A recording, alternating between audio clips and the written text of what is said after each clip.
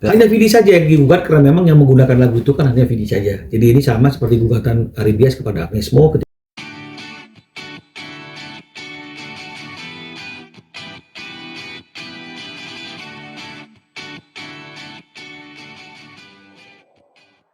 Enggak bang? Benar apa enggak? ya, jadi benar memang tanggal 28 ini kita sudah menerima rilis pemberitahuan panggilan untuk sidang ya tanggal 28 Mei berarti lusa terkait dengan gugatannya klien kami ya Kenan Nasution dan Budi Pekerti yang menjadi pencipta lagu Nuansa Bening ya.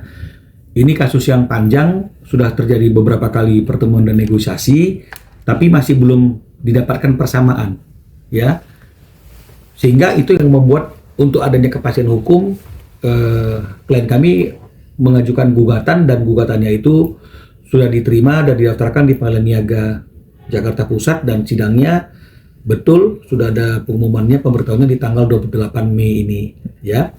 Nah ini terkait penggunaan lagu Nuansa Bening dalam beberapa konser ya, dalam beberapa konsernya Vidi yang tidak meminta izin terlebih dahulu kepada penciptanya yaitu Kenan Nasution dan juga Budi Pekerti ya. Jadi memang dalam beberapa kali pertemuan-pertemuan itu memang ada beberapa kali ya, bahkan mungkin ratusan kali lagu itu digunakan dalam konser dan pertunjukan yang bersifat komersil yang memang tidak ada izin dari penciptanya, ya. Hanya saja mungkin dalam gugatan kami hanya menampilkan lebih kurang 33 pengguna, 31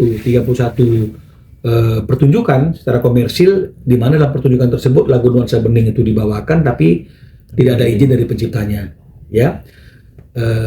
Maka nanti sidangnya itu akan dilakukan pada tanggal 28 Mei ini. Bang, tergugatnya hanya Vidi aja atau seperti Hanya apa? Vidi saja yang digugat karena memang yang menggunakan lagu itu kan hanya Vidi saja. Jadi ini sama seperti gugatan Aribias kepada Agnes Mo ketika menggunakan lagu Bilang Saja itu secara komersil tanpa izin. Jadi ini juga seperti itu menggunakan lagu Nuansa Bening tanpa izin di dalam konser-konsernya yang bersifat komersil. Sebelumnya udah ada mediasi belum? Atau Sudah pernah ada beberapa kali pertemuan, ada perjumpaan antara kami dengan kuasa hukumnya Vidi, hanya saja belum ada persamaan. Nah, persamaan apa ini? Kan begitu. Persamaan terhadap besarnya ganti rugi atau denda. Ya, kalau berkaitan dengan masalah telah terjadi pelanggaran itu, saya kira sudah sepakat dengan kuasa hukumnya juga sudah sepakat bahwa ada pelanggaran itu karena kalau tidak ada mereka tidak sepakat bahwa udah ada pelanggaran itu kan nggak mungkin juga mereka menawarkan ganti rugi, ya. Hanya saja ganti rugi yang ditawarkan itu masih belum bersesuaian dengan apa yang diharapkan oleh klien kami, mengingat pengeksploitasian lagu itu, penggunaan lagu itu secara komersil sudah dilakukan sejak tahun 2018 hingga 2008 malah 2008 sampai terakhir kemarin 2020 sekian. Jadi 16 tahun lebih kurang kan artinya ini juga harus diperhitungkan dengan baik yang benar. Jadi artinya itu sebenarnya tinggal masalah persamaan aja. Kalau masalah persamaan mengenai masalah besarnya ganti rugi. Tapi kalau persamaan tentang ada pelanggaran ini memang kalau dari pembicaraan kami terdahulu dengan tim kuasa hukumnya Vidi udah sepakat ada pelanggaran, makanya ditawarkan ganti rugi ya. Cuma yang mereka tawarkan itu belum bersesuaian. Oh, artinya di isi gugatannya ada nilai yang diminta gitu, Bang? Ada nilainya. Nanti mungkin pada waktu sidang biar tim saya yang akan sidang di Jakarta Pusat akan menjelaskan isi detail daripada gugatan tersebut. Karena nggak mungkin dong kita sampaikan hari ini sebelum sidangnya dimulai. Ya. Oke, berarti mungkin kalau boleh tahu berapa sih Bang kisaran? Nanti saja kan tergantung apa namanya itu dendanya berapa dan ada berapa pertunjukan yang dilakukan tanpa izin itu tadi. Jadi nanti detailnya mungkin bisa dilihat pada waktu sidang, tim saya akan memberikan informasi. Mungkin nanti pas sidang videonya akan hadir atau seperti apa? Dia dipanggil untuk hadir dalam persidangan, tapi kan artinya itu bisa diwakili oleh tim kuasa hukumnya, bisa juga dia hadir sendiri. Bang, penciptanya ada dua ya Bang berarti? Pencipta lagu Nuansa Bening itu ada dua, satu Kenan Nasution dan sekaligus dia juga yang membawakan lagu itu tahun 78. Dan satu lagi adalah Budi Pekerti, ya, yang menciptakan lagu tersebut. Jadi dua-duanya ini yang sekarang mengajukan gugatan kepada Vidi. Bang, ini makin banyak yang speak up Bang soal hak cipta ini. Nah, sebagai abang pandangannya gimana Bang?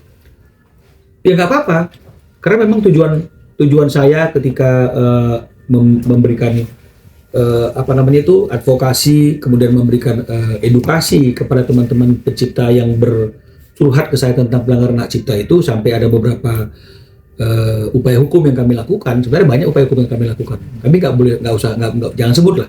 Tapi banyak sekali pelanggaran-pelanggaran yang dilakukan oleh banyak pihak. Ketika kami somasi, ketika kami tegur, mereka lebih memilih untuk bernegosiasi dengan kami dan mengakui kesalahannya, sehingga semua masalah itu bisa diselesaikan tanpa harus sampai di persidangan.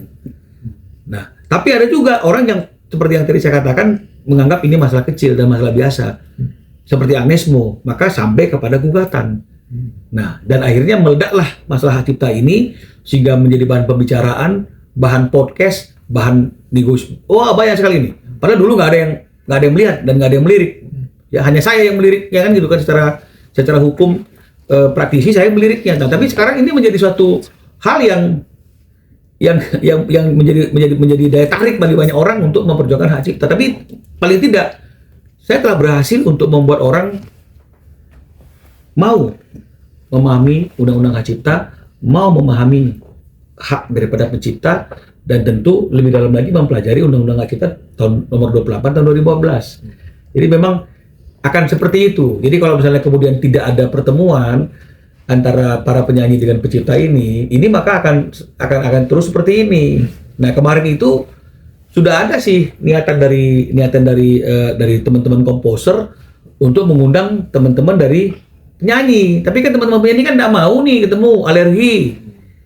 Padahal nggak ketemu, udah dicari satu kesepakatan bagaimana caranya supaya semuanya bisa berjalan dengan baik, karena nggak ada masalah, nggak ada jalan keluarnya kalau kita mau mencarinya bersama-sama. Tapi kalau kita merasa bahwa kita kebal hukum, kita merasa bahwa sebagai performer itu kita tidak bisa disentuh ketika membawakan ciptaan orang lain secara komersil, itu nggak boleh diapa-apain, kan begitu ya. Ini akan jadi seperti ini karena undang-undangnya tidak bilang demikian.